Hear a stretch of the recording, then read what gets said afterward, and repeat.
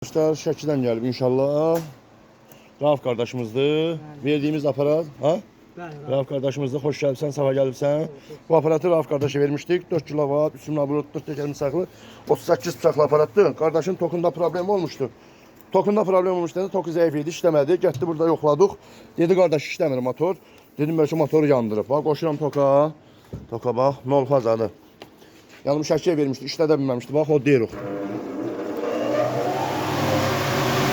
Canavar şimdileştir.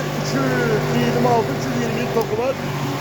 Bu aparatımızı götürdük. Əvəzinə bir dənə təzə versiyada, təzə variantda 3 kW, 3 laboratuvar, 4 teker, təzə tekeri, yüngül bıçaqlı bıçaq verdik inşallah.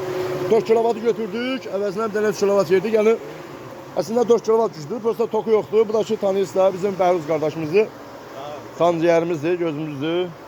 Ona canavarım yeri getsən də məni gətişdə. Neyse belə də, yəni iş budur, keyfiyyət budur. İndi özümüz kardeş her dəfə deyirdim özüm gələcəm. Özüm sən gələ bilmirəm. Mən yüklü gəlirəm, 2 aparat gətirirəm. Yəni birindən sonra gəlmirəm də. Yəni boş qayıdıb onda alındıramıram. Yol da qabaqda gəlib getmək, heç sən.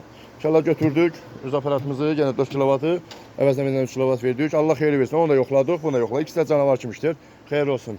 Qardaşın adını bilmədim. Ahmet kardeşim, o da Şəkili balası, öpürəm sizləri, qonağımızsınız.